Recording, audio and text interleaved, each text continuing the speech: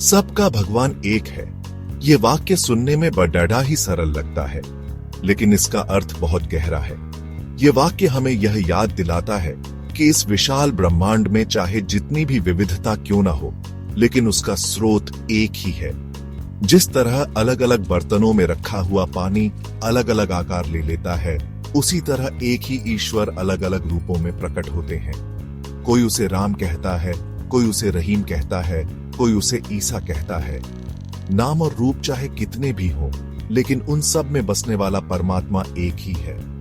यह समझ हमें एकता और प्रेम का पाठ सिखाती है। जब हम यह समझ जाते हैं कि सबका भगवान एक है, तो हमारे मन से भेदभाव और द्वेष स्वतः ही मिट जाता है। ईश्वर सर्वशक्तिमान है, सर्वज्ञ है और सर्वव्यापी है। उसकी शक्ति असीम है, उसका ज्ञान अथाह है और उसकी उपस्थिति हर जगह है। वो सूर्य में है, चांद में है, तारों में है, वो हवा में है, पानी में है, धरती में है, वो पेड़ पौधों में है, पशु पक्षियों में है और मनुष्यों में है। कोई भी स्थान, कोई भी वस्तु और कोई भी प्राणी उससे खाली नहीं है। वह अंतर्यामी है, हमारे हृदय में विराजमान है। जब जब धर्म की हानि होती है और अधर्म का बोलबाला होता है, तब तब भगवान इस धरती पर अवतार लेते हैं। वे अपने भक्तों की रक्षा करते हैं और उन्हें दुष्टों के आतंक से मुक्ति दिलाते हैं। राम, कृष्ण, बुद्ध, महावीर, ईसा मसीह, ये सभी अवतार मानवता को सच्चा मार्ग दिखाने के लिए आए थे। उन्होंने हमें प्रेम, करुणा, दया, क्षमा, सत्य, अहिंसा जैसे दिव्य गुणों को अपनाने का संदेश दिया।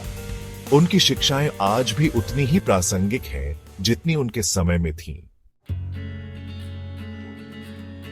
ईश्वर अपनी कृपा सब पर समान रूप से बरसाते हैं। वह किसी के साथ भेदभाव नहीं करते।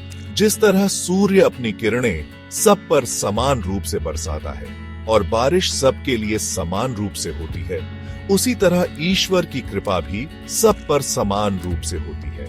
हमें अपने मन से ऊंच नीच, जाति पाति, धर्म मजहब के भेदभाव को मिटाना होगा और सबके साथ प्रेम और सद्भाव से पेश आना होगा। यही सच्ची भक्ति है, यही सच्चा धर्म है।